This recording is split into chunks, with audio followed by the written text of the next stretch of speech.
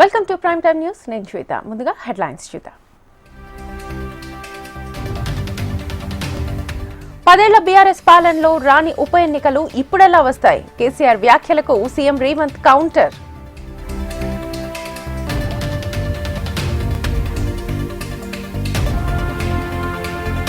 ప్రభాకర్ ను ఇండియాకు ఎప్పుడు తీసుకొస్తారో బండి సంజయ్ చెప్పాలి. ఫోన్ ట్యాపింగ్ కేసుపై సీఎం రేవంత్ హాట్ కామెంట్స్.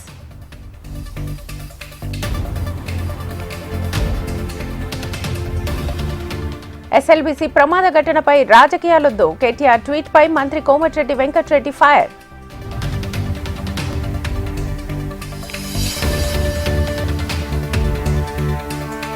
ప్రతిపక్ష హోదా అడిగితే రాదు, ప్రజలిస్తే వస్తుంది. అసెంబ్లీలో వైసీపీ తీరుపై పవన్ ఆగ్రహం.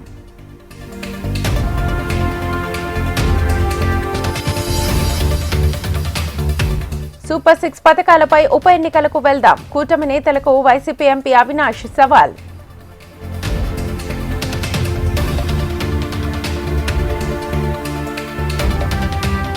వల్లభనేని వంశీకి 3 రోజుల పోలీస్ కస్టడీ. లాయర్ సమక్షంలోనే విచారించాలన్న కోర్టు.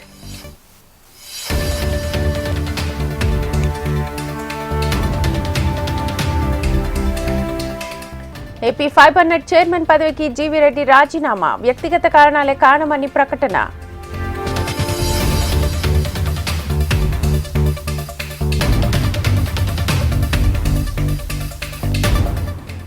బీహార్లో మఖానా బోర్డు ఏర్పాటుకు మార్గం సుగమం. 100 కోట్లు కేటాయిస్తున్నామన్న ప్రధాని మోదీ.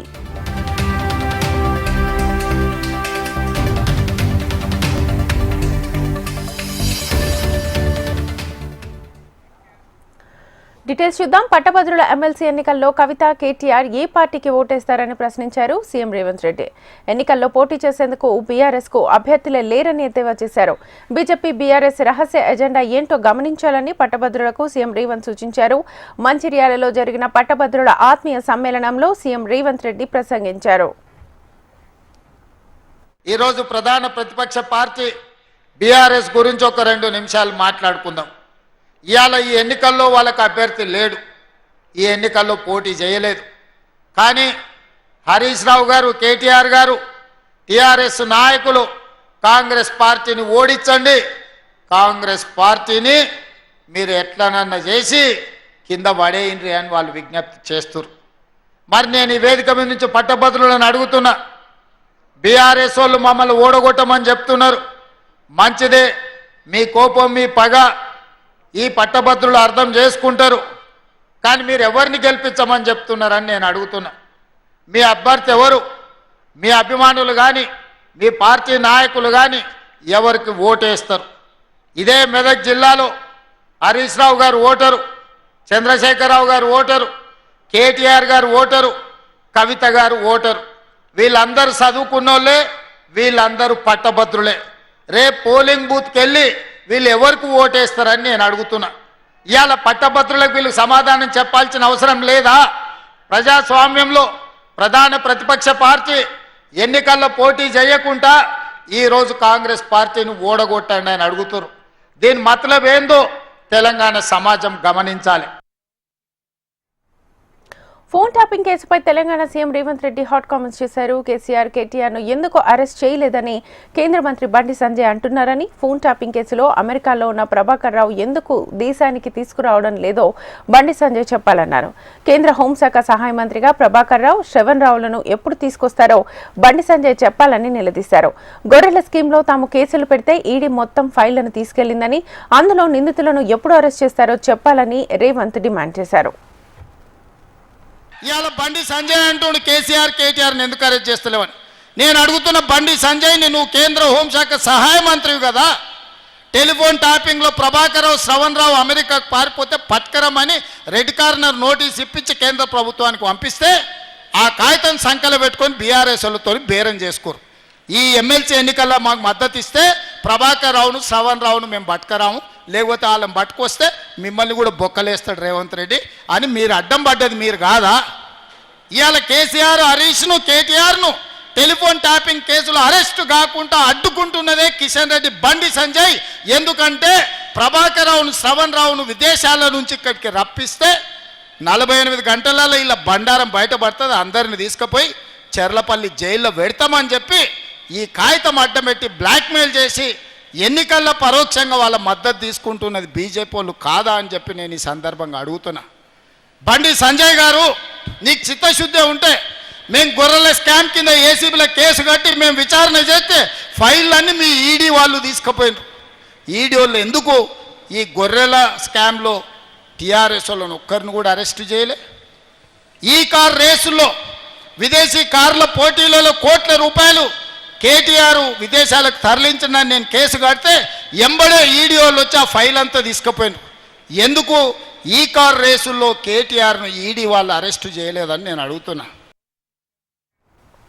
తెలంగాణలో ఉప ఎన్నికల వ్యాఖ్యలపై సీఎం రేవంత్ సంచలన వ్యాఖ్యలు చేశారు. తెలంగాణ రాష్ట్రంలో ఉప ఎన్నికలు రానున్నాయని ఇటీవల కేసీఆర్ చేసిన వ్యాఖ్యలపై ఆయన ఆగ్రహం వ్యక్తం చేశారు. రాష్ట్రంలో ఉప ఎన్నికలు ఎందుకు వస్తాయని అన్నారు. గత 10 ఏళ్ల బీఆర్ఎస్ పాలనలో రాని ఉప ఎన్నికలు ఇప్పుడు ఎలా వస్తాయని సీఎం రేవంత్ ప్రశ్నించారు. గతంలో టీడీపీ కాంగ్రెస్ ఎమ్మెల్యేలను కేసీఆర్ తమ పార్టీలోకి చేర్చుకోలేదా అంటూ సీఎం రేవంత్ నిలదీశారు. ఆయన అసెంబ్లీకి రాడు, ఈ ఎన్నికల్లో పోటీ చేయడు. ఇక మునగాడు అంటాడు ఉప ఎన్నికలు వస్తే మా తడాక చూపిస్తామని. ఉన్న ఎన్నికల్లో అభ్యర్థి పెట్టలేని మీ బోడి పార్టీ బీఆర్ఎస్ ఉప ఎన్నికల్లో ఏందో చేస్తారంట. పార్టీ మారినోళ్ళ గురించి ఉప ఎన్నికలు వస్తే అందులో మేము గెలుస్తామని. 10 ఏళ్ళు 29 మంది ఎమ్మెల్యేలను 20 మంది ఎమ్మెల్సీలను 4-5 ఎంపీలను తీసుకున్నాడు చంద్రశేఖరరావు. అవునా? ఉప ఎన్నికలు ఒకటాన్ని వచ్చినాయా? మరి ఆ 10 ఏళ్లలో రాని ఉప ఎన్నికలు ఇప్పుడు ఎట్లకెళ్ళి వస్తాయి? అప్పుడు గదే స్పీకర్ ఉన్నాడు, అప్పుడు గవే కోర్టులు ఉన్నాయి.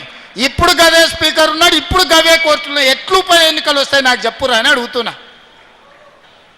ఉన్న ఎమ్మెల్యేలందరినీ మీ పార్టీ కండువలు కప్పి మీ చుట్టూతో తిప్పుకుంటారే. అప్పుడు ఉప ఎన్నికలు రాందంటే ఇప్పుడు ఉప ఎన్నికలు వస్తాయంటే ఆయన అందులో చూపిస్తాడంట.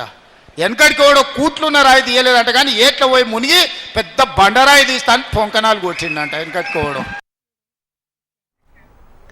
తెలంగాణలో 14 నెలల కాంగ్రెస్ పాలన అసంతృప్తిగా ఉందంటూ సీఎం రేవంత్ రెడ్డికి బహిరంగ లేఖ రాశారు బీజేపీ రాష్ట్ర అధ్యక్షులు కేంద్ర మంత్రి కిషన్ రెడ్డి. డీఏలు, జీపీఎఫ్ పెండింగ్ బకాయిలు చెల్లించకుండా ఉద్యోగ ఉపాధ్యాయ పెన్షనర్లను రోడ్డున పడేస్తారా అంటూ లేఖలో ప్రశ్నించారు. రిటైర్మెంట్ బెనిఫిట్స్ చెల్లించకుండా ఉద్యోగులను మానసిక క్షోభకు గురిచేయడం ఎంతవరకు న్యాయమని ఆయన నిలదీశారు. ఉద్యోగులకు రొటీన్గా చెల్లించాల్సిన బిల్లుల్లోనూ సీలింగ్ పెట్టడం సిగ్గుచేటని, నిజాయితీగా పనిచేసే ఉద్యోగులకు ఏం సందేశం ఇస్తున్నారంటూ మండిపడ్డారు.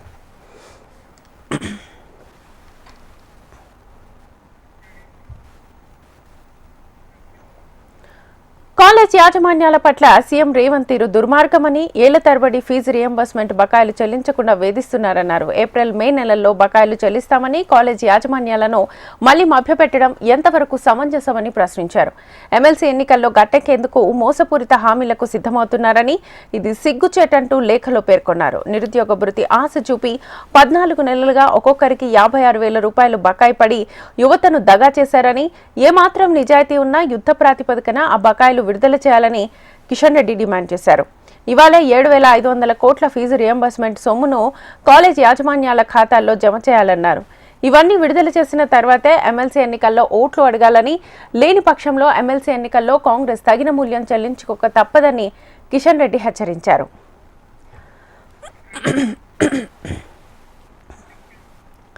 బీజేపీ నేతలు ఏ ముఖం పెట్టుకుని ఓట్లు అడుగుతారని తీవ్ర స్థాయిలో విరుచుకుపడ్డారు టీపీసీసీ చీఫ్ మహేష్ కుమార్ గౌడ్.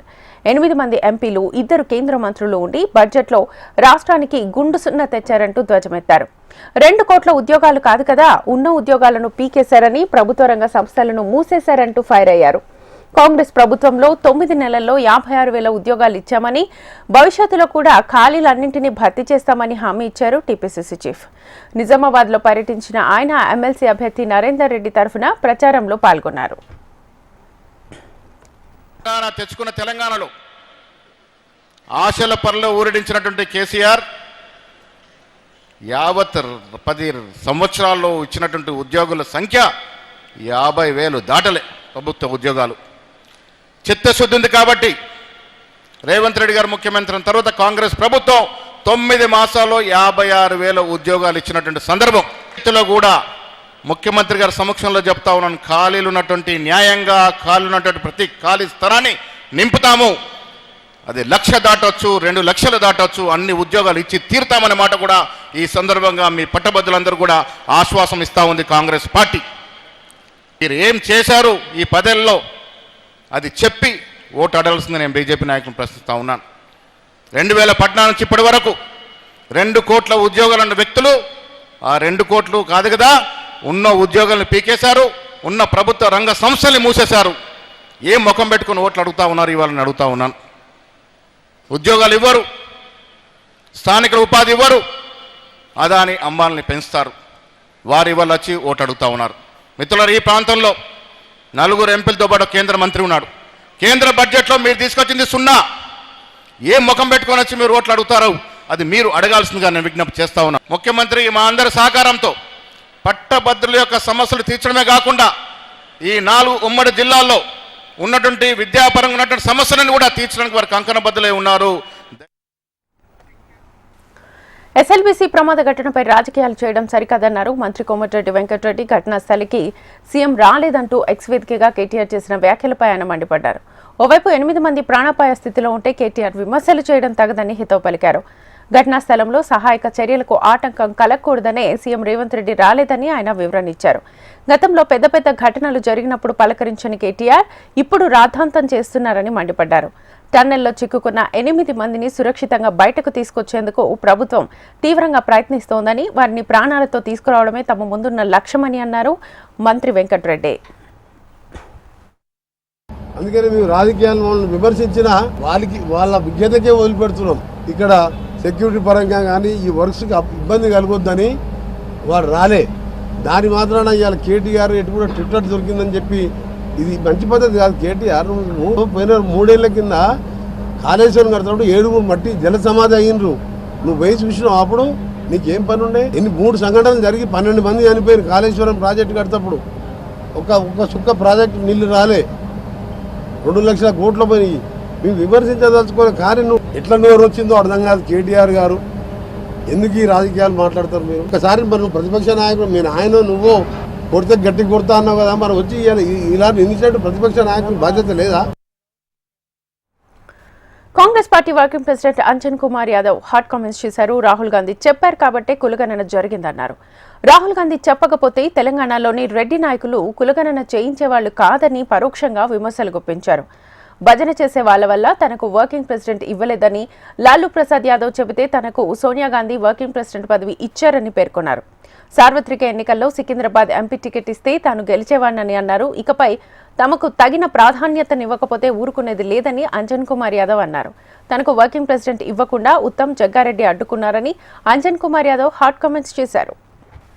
ఏదో అంజన్ కుమార్ యాదవ్ యాక్టివ్ కాంగ్రెస్ ఎవరు లేరు. కష్టకాలంలో ఒక పురుగు లేకుంటుండే, ప్లేట్ పూరి తినిపించడానికి ఆఫీస్లో కూడా రాకపోతుండే. అట్లా దినాలు 10 ఏళ్ళలో చూసినామయ్యా. ఒక్కొక్క ఫోన్ చేసి కర్ఫ్యూలలో లాక్డౌన్లో నేను సస్తా వెంటిలేటర్ తీసుకొని వచ్చిన 2 రోజులు డాక్టర్లకు చేతెప్పేసి అంజన్ కుమార్ యాదవ్ బ్రేకింగ్ న్యూస్ వచ్చింది. అట్లా సేవ చేసుకుంటూ వచ్చి ఈయన ముఖ్యమంత్రిని కాపాడింది మేమే. వాళ్ళ సామాజికంలో కన్నా మా బాధలు పెట్టిరు. ఒకటి జగ్గారెడ్డి ఒక దిక్కు, ఉత్తమ్ కుమార్ ఒక దిక్కు చెప్పి కుల్ల చెప్తున్నా. నేను స్టేట్ ఫార్వర్డ్ నాకు వర్కింగ్ పొజిషన్ ఎవరు చేయలే. లాలూ ప్రసాద్ యాదవ్ చెప్పిండు, సోనియా గాంధీకి చెప్పిండు 2 సార్లు చెప్పిండు సోనియా గాంధీకి. ఎవరు చేసింది అది చేస్తారు చెప్తే. ఆడ కూడా పక్షపాతం. ఇవాళ నేను అందరిలో సీనియర్ నేనే అంటే అయ్యిండు అదృష్టం ఉండి మహేష్ కుమార్ గారు, కానీ నేను 2 సార్లు పార్లమెంట్ సభ్యుడు. సికింద్రాబాద్కి ఎవరు గెలిచినా కేంద్ర మంత్రి అయ్యారు ఫస్ట్ టైంకే. కిషన్ రెడ్డి అయ్యారు, టి అంజయ్య అయ్యారు, ఎంఏ మాషీం అయ్యాడు, శివశంకర్ అయ్యాడు, కిషన్ రెడ్డి, బండారు దత్తాత్రేయ అయ్యాడు. అంజన్ కుమార్ యాదవ్ ఒకడు యాదవ్ అయినందుకు కానీ ఎవరు అడ్డుమంటారు? ఇదే సామాజిక 2 సార్లు. మేడిగడ్డ అంశంపై కేసీఆర్ వేసిన పిటిషన్పై తెలంగాణ హైకోర్టులో విచారణ జరిగింది. ఈ పిటిషన్పై వాదనలు విన్న హైకోర్టు తీర్పును రిజర్వ్ చేసింది. మేడిగడ్డ కుంగిన వ్యవహారంపై భూపాలపల్లి కోర్టు ఇచ్చిన ఉత్తర్వులను కేసీఆర్, హరీష్ రావు హైకోర్టులో సవాల్ చేశారు. లోయర్ కోర్టులో పిటిషన్ వేసిన రాజలింగమూర్తి చనిపోయాడని కోర్టుకు తెలిపారు కేసీఆర్ తరఫు లాయర్. అయితే కేసు వేసిన పిటిషనర్ చనిపోయినా పిటిషనర్ మెయింటైనబుల్ అని పిపి వాదించారు. పిటిషనర్ చనిపోయినా లీగల్ హైర్ను ఇంప్లీట్ చేసి మళ్లీ లోయర్ కోర్టుకు రెఫర్ చేయాలని ధర్మాసనాన్ని పీపీ కోరారు. అయితే పీపీ వాదనలను కేసీఆర్ తరఫు న్యాయవాది వ్యతిరేకించారు. లీగల్ హైర్ను ఇంప్లీట్ చేయడం అనేది సమన్స్ కేసుకు మాత్రమే వర్తిస్తుందని కోర్టు దృష్టికి తీసుకెళ్లారు. ఇది క్రిమినల్ పిటిషన్ కాబట్టి లీగల్ హైర్కు ఆస్కారం లేదన్నారు. ఇరుపక్షాల వాదనలు విన్న ధర్మాసనం తీర్పును రిజర్వ్ చేసింది.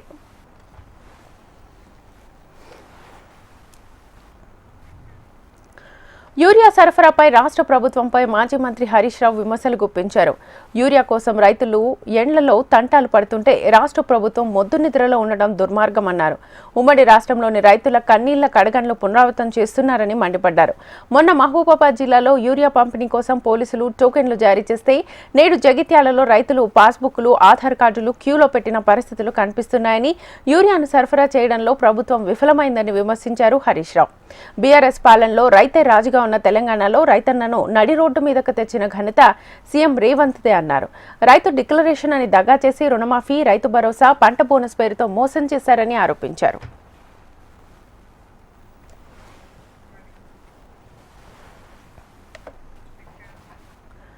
మహాశివరాత్రి సందర్భంగా BJP MLA Raja Singh hot comments చేశారు. మహాశివరాత్రి సందర్భంగా హిందువులకు సూచనలు చేశారు. పూజా సామాగ్రి, పండ్లను హిందువుల దగ్గరే కొనాలన్నారు. శివరాత్రి హిందువులకు పవిత్రమైన రోజని, వారం రోజుల పాటు స్నానాలు చేయని వారి దగ్గర పూజా సామాగ్రి కొనొద్దని సూచించారు. పవిత్రమైన రోజు పూజా సామాగ్రి పవిత్రంగా ఉండేలా చూసుకోవాలని అన్నారు. లేకపోతే ఈవినింగ్ శివరాత్రి రోజు గుళ్ళకి వెళ్ళి అక్కడ అభిషేకం కార్యక్రమం పెట్టుకుంటారు. చాలా మంచి కార్యక్రమం జరుగుతుంది. కానీ నేను ప్రతి ఒక్క హిందూ భక్తులకి ఒక రిక్వెస్ట్ చేయాలనుకుంటున్నాను. మీరు మన పూలు కానీ, కొబ్బరికాయ కానీ, స్వీట్ కానీ అది హిందువుల దగ్గరనే కొనాలని నేను అందరికీ రిక్వెస్ట్ చేస్తున్నాను. ఎందుకంటే చాలా వరకు మన హిందువులకి తెలియదు. మనం గుడికి వెళ్ళే ముందు ఎంత పవిత్రమైన మనం ఉండాలి. మనమైతే ఉంటాం, స్నానం చేస్తాం, మంచి భక్తి భావనతోని మనం ఉంటాం. కానీ మనం ఆ పూజా సామాన్ ఉంటుంది కదా, ఆ పూజా సామాగ్రి అది మంచిగా ఉందా, అది క్లీన్ ఉందా లేదా, దానిపైన మనం దృష్టి పెట్టాం. అదే అమ్మేవాళ్ళు కరెక్ట్ ఉన్నాడా లేదా. Welcome back. తెలుగు రాష్ట్రాల్లో ఎమ్మెల్సీ ఎన్నికల షెడ్యూల్ను కేంద్ర ఎన్నికల సంఘం విడుదల చేసింది. తెలుగు రాష్ట్రాల్లో ఎమ్మెల్యే కోటాలో ఎమ్మెల్సీ ఎన్నికలను నోటిఫికేషన్ ఇచ్చారు. మార్చి 29తో ఏపీలో 5, తెలంగాణలో 5 ఎమ్మెల్సీల పదవీ కాలం పూర్తి కానుంది. ఆయా స్థానాలకు మార్చి 3న ఎమ్మెల్సీ ఎన్నికల నోటిఫికేషన్ విడుదల కానుంది. మార్చి 20న ఉదయం 9 గంటల నుంచి సాయంత్రం 4 గంటల వరకు పోలింగ్ జరగనుంది. అదే రోజు సాయంత్రం 5 గంటలకు ఓట్లు లెక్కించి ఫలితాలు వెల్లడించనున్నారు. ఏపీలో కృష్ణమూర్తి, దువ్వారపు రామారావు, పరుచూరి అశోక్, తిరుమల నాయుడు, యనమల పదవీ కాలం పూర్తి కానుంది. తెలంగాణలో మహమూద్ అలీ, సత్యవతి రాథోడ్, సేరి సుభాష్ రెడ్డి, మల్లేశం, మిర్జా, రియాజుల్ హాసన్ పదవీ కాలం పూర్తి కానుంది.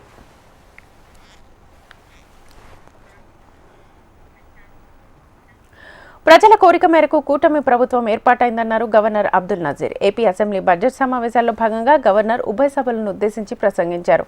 గత 5 ఏళ్లలో రాష్ట్రం అనేక ఇబ్బందులకు గురైందని ఈ సందర్భంగా గవర్నర్ తెలిపారు. సూపర్ 6 పథకాలతో ప్రజలకు మేలు చేస్తున్నారని, అధికారంలోకి వచ్చిన వెంటనే మెగా డిఎస్సి దస్త్రంపై సంతకం చేశారని గవర్నర్ అబ్దుల్ నజీర్ తెలిపారు.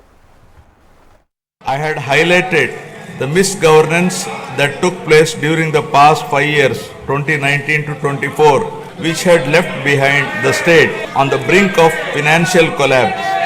The people were informed about the true extent of damage done to the state by the previous regime through the 7 white papers. These white papers revealed the gross mismanagement of the state finances, diversion of state resources, erosion of state revenue by looting of natural resources, and flawed policies in excise and sand mining, discounting 25 years of future income by diverting the taxes of the government, exorbitant debt level and borrowing at high interest rate, borrowings in violation of Government of India guidelines, diversion of centrally sponsored scheme funds, collapse of irrigation sector by stalling all projects, destruction of energy sector, huge pending liabilities to the tune of 1.3 lakh crore.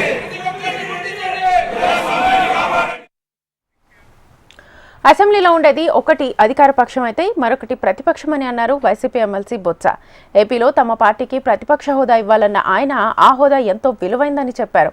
ప్రజల గొంతుకను వినిపించాలంటే ప్రతిపక్షం ఉండి తీరాల్సిందేనన్నారు. వైసీపీకి ప్రతిపక్ష హోదా కల్పించాలని Botsa demand చేశారు. రాష్ట్రంలో ప్రజాస్వామ్యాన్ని పరిరక్షించాలని ప్రతిపక్షం అంటే అది ప్రజల పక్షం, ప్రజల మాట వినిపించేది ప్రతిపక్షం, వచ్చిన ఇబ్బందులు చెప్పేది ప్రతిపక్షం, ప్రజలు పడుతున్న కష్టాలను తెలియచెప్పేది ప్రతిబింబించేది ప్రతిపక్షం. అలాంటి ప్రతిపక్షానికి దానికి ఇవ్వాల్సిన గౌరవాన్ని హోదాన్ని ఇవ్వకుండా రాజ్యాంగాన్ని చేతితో తీసుకుంటున్న ఈ ప్రభుత్వాన్ని మరి ఇవాళ గవర్నర్ ప్రసంగంలో మేము అందరం కూడా డిమాండ్ చేస్తాం. ఇవాళ ప్రత్యేకంగా ప్రతిపక్ష హోదా ఇవ్వాలి మాకు. ఎందుకంటే ఏ రకంగా ఆలోచన చేసుకున్నా సభలో ఉండి రెండే పక్షాలు, ఒకటి కూటమి అధికార పక్షం, కూటమి, రెండు ప్రతిపక్షం వైఎస్ఆర్సీపీ పార్టీ. కాబట్టి ప్రతిపక్షంగా ఉన్న మాకు ఆ హోదా కల్పించాలని మేము డిమాండ్ చేస్తాం. అసెంబ్లీలో వైసీపీ తీరు సరిగా లేదన్నారు డిప్యూటీ సీఎం పవన్ కళ్యాణ్. ప్రతిపక్ష హోదా అడిగితే ఇచ్చేది కాదని, ప్రజలు ఇస్తే ప్రతిపక్ష హోదా వస్తుందని చురకలంటించారు. 11 సీట్లు ఉన్న వైసీపీకి ప్రతిపక్ష హోదా ఎలా వస్తుందని ప్రశ్నించారు పవన్. గవర్నర్ గారి ప్రసంగంలో వైసీపీ అగ్రనాయకత్వం కానీ, సీనియర్ నాయకులు కానీ, వారి ఎమ్మెల్సీ సభ్యులు కానీ గవర్నర్ గారి ప్రసంగం పత్రులు చించేయడం కానీ, లేదంటే వారు ప్రత్యేకించి డిమాండ్ మాకు ప్రతిపక్ష హోదా ఇవ్వాలి అనేది చాలా బలంగా మాట్లాడుతూ వచ్చారు. ఇది అడిగితే వచ్చేది కాదు, అది ప్రజలు ఇస్తేనే వస్తుంది. బేసిక్గా ఒకటి హైయెస్ట్ మెజారిటీ ఎవరికి ఉంది వాళ్ళు ప్రభుత్వం ఫామ్ చేస్తారు. వాళ్ళకంటే నెక్స్ట్ స్టేజ్ ఎవరికి ఉంటే వాళ్ళకి ప్రతిపక్ష హోదా ఇస్తారు. అంతేగాని గతంలో మేము ప్రభుత్వాన్ని పరిపాలించాం కాబట్టి మా ప్రతిపక్ష హోదా ఎవరికి ఇవ్వరు. కనీసం జనసేన కంటే కూడా ఒక సీట్ ఎక్కువ వచ్చినా కానీ వాళ్ళకి ప్రతిపక్ష హోదా దక్కేది. ఈ రోజున ప్రభుత్వంలో second largest party Janasena. So దాన్ని ప్రజల దృష్టికి తీసుకొద్దాం. వైసీపీ నాయకులు వాళ్ళు చేస్తున్న ఏంటంటే మాకు ప్రతిపక్ష హోదా ఇస్తే తప్ప మేము అసెంబ్లీలో అడుగు పెట్టాం, లేదంటే ప్రసంగాలను అడ్డుకుంటాం అని ఇది సరైన మెసేజ్ బయటికి వెళ్దాం. భవిష్యత్తులో కూడా మేము కోరుకునేది వైసీపీ నాయకుల్ని, మీకు ప్రతిపక్ష హోదా ఇవ్వకపోయినా ప్రజలు మీకు 11 సీట్లు ఇచ్చారు, దాన్ని గౌరవించి మీరు అసెంబ్లీకి రండి. మీ స్థాయికి తగ్గట్టుగా మీకు మీ ప్రశ్న మీకు ఎన్ని ప్రశ్నలు అడగాలో దాన్ని తగ్గట్టుగా ఇస్తారు మీకు. అంటే అర్థాంతరంగా ప్రతిదానికి అసెంబ్లీలోకి రాగానే గొడవ పెట్టుకోవాలి, దేన్నైనా విభేదించాలనేది ఇది ఒక చాలా ఒక లో లెవెల్ ఆలోచన విధానం, లో లెవెల్ స్ట్రాటజీ. అది ప్లీజ్ మీరు అప్గ్రేడ్ అవ్వండి, మీరు అప్లిఫ్ట్ చేసుకొని మీరు కూర్చోబెట్టి డెమోక్రటిక్ ప్రాసెస్కి గౌరవం ఇవ్వండి. మనస్ఫూర్తిగా వైసీపీ నాయకులకి ఇది నా విన్నపం, నా విజ్ఞాపన. ఈ 5 సంవత్సరాల్లో మీరు ప్రతిపక్ష హోదా మీకు రాదు, అది మీరు మెంటల్గా ప్రిపేర్ అయిపోండి. 11 సీట్లతోటి మీకు ప్రతిపక్ష హోదా ఇవ్వబడదు, రాదు. ఎందుకంటే ఇట్ ఈస్ చంద్రబాబు గారు, గౌరవ ముఖ్యమంత్రి చంద్రబాబు గారు డిసైడ్ చేసేది కాదు, జనసేన డిసైడ్ చేసేది కాదు. దానికి రూల్స్ ఉన్నాయి, దానికి రెగ్యులేషన్స్ ఉన్నాయి, నార్మ్స్ ఉన్నాయి. కూటమి ప్రభుత్వానికి దమ్ముంటే సూపర్ 6 పథకాలపై రెఫరెండంగా కుప్పం, మంగళగిరి, పిఠాపురం, పులివెందుల ఉప ఎన్నికలకు వెళ్లే ధైర్యం ఉందా అంటూ వైసీపీ ఎంపీ అవినాష్ రెడ్డి సవాల్ విసిరారు. ఉప ఎన్నికలకు వస్తే ప్రజలు ఎలాంటి తీర్పు ఇస్తారో చూద్దామన్నారు. వైసీపీకి ప్రతిపక్ష హోదా, జగన్కు ప్రతిపక్ష నేత హోదా ఇస్తే అసెంబ్లీలో చంద్రబాబుకు సినిమా చూపిస్తారనే భయం కూటమి నేతల్లో ఉందంటూ సెటైర్లు పేల్చారు. జగన్ అడిగే ప్రశ్నలకు సమాధానం చెప్పలేక ప్రతిపక్ష హోదా ఇవ్వడం లేదని ధ్వజమెత్తారు ఎంపీ అవినాష్. 11 సీట్లు వచ్చినాయంటున్నారు, 40% ఓట్లు వచ్చినాయనేది ఏమన్నా మర్చిపోతున్నారా? 40% ఓట్లు వచ్చినాయి, 4 ఎంపీలు ఉన్నారు, 11 మంది ఎమ్మెల్యేలు ఉన్నారు. నిజంగా ఈ ప్రభుత్వానికి దమ్ము ఉంటే, ధైర్యం ఉంటే, ఈ ప్రభుత్వానికి ప్రజల గొంతు వినే ఉద్దేశం ఉంటే, నిజంగా నిజాయితీతో ప్రజల గొంతు వినే ఉద్దేశం ఉంటే వైఎస్ఆర్ కాంగ్రెస్ పార్టీకి ప్రతిపక్ష హోదా ఇవ్వాలా. ప్రతిపక్షాన్ని గుర్తించండి, ప్రజాస్వామ్యాన్ని కాపాడండి. మనమల్లా కోరేది ప్రతిపక్షాన్ని గుర్తించి ప్రతిపక్ష హోదా ఇమ్మని చెప్పి అడుగుతా ఉన్నాం. ఇస్తే అసెంబ్లీకి జగన్మోహన్ రెడ్డి గారు ప్రతిపక్ష నాయకుడిగా పోతే వీళ్ళకి ఏ రకంగా సినిమా కనిపిస్తుందో అందరికీ తెలుసు. పాలన చూసినాక ఈరోజు నిజంగా అంత ముచ్చట ఉంటే, అంత నిజంగా అంత కోరుకునేట్టుకుంటే పులివెందుల కావచ్చు, లేకుంటే కుప్పం కావచ్చు, మంగళగిరి కావచ్చు, పిఠాపురం కావచ్చు, 4 చేద్దాం పట్టండి. 4 చేద్దాం, చూసుకుందాం. 4 చేద్దాము. 4 ఈ 9 నెలల ఈ ప్రభుత్వ పాలనకు రెఫరెండంగా, సూపర్ 6 అమలుకు రెఫరెండంగా ఎన్నికలని చెప్పి ప్రకటిద్దాం 4 నియోజకవర్గాల్లో. చూస్తాం మరి ప్రజలు ఏం తింది. ప్రజలు కేవలం 9 మాసాలకి ప్రభుత్వం అంటే విసుగు చెందినారు. సమయం కోసం ఎదురు చూస్తూ ఉన్నారు. సమయం వచ్చినప్పుడు వీళ్ళకు దిమ్మ తిరిగే గుణపాఠం తప్పకుండా చెప్తారు. ఏపీ అసెంబ్లీ సమావేశాలు 15 రోజులు నిర్వహించాలని బీఎస్సీ నిర్ణయించింది. మార్చి 19 వరకు అసెంబ్లీ సమావేశాలు కొనసాగనున్నాయి. మార్చి 19కి బడ్జెట్ ప్రక్రియ పూర్తి చేయాలని బీఎస్సీ నిర్ణయించింది. అవసరమైతే మరో 2 రోజులు సభ నిర్వహించుకునేలా వెసులుబాటు కల్పించనున్నారు. ఈ నెల 28న ప్రభుత్వం వార్షిక బడ్జెట్ను ప్రవేశపెట్టనుంది. గన్నవరం మాజీ ఎమ్మెల్యే వైసీపీ నేత వల్లభనేని వంశీమోహన్ను ఎస్సీ/ఎస్టీ ప్రత్యేక కోర్టు 3 రోజులు పోలీస్ కస్టడీకి అనుమతించింది. ఈ 3 రోజులు ఉదయం 10 గంటల నుంచి సాయంత్రం 5 గంటల వరకు వల్లభనేని వంశీని పోలీస్ కస్టడీకి అనుమతినిస్తూ ఆదేశాలు జారీ చేసింది. వల్లభనేని వంశీ వెన్నునొప్పితో బాధపడుతున్న నేపథ్యంలో అతడికి వెస్ట్రన్ టాయిలెట్తో పాటు బెడ్ సదుపాయాలు కల్పించాలని కోర్టు ఆదేశించింది. కస్టడీలోకి తీసుకుని విజయవాడ లిమిట్స్లో లాయర్ సమక్షంలో వల్లభనేని వంశీని పోలీసులు విచారించాలని ఆదేశించింది Vijayawada SC ST special court. Vallabhaneni Vamsi కేసులపై ఏపీ ప్రభుత్వం కీలక నిర్ణయం తీసుకుంది. అక్రమ మైనింగ్, భూ కబ్జా ఆరోపణల నేపథ్యంలో ప్రభుత్వం సిట్ను ఏర్పాటు చేసింది. 4 అధికారులతో సిట్ ఏర్పాటు చేస్తూ ప్రభుత్వం ఉత్తర్వులు జారీ చేసింది. సిట్కు సీనియర్ ఐపీఎస్ అధికారి అశోక్ కుమార్ నేతృత్వం వహించనున్నారు.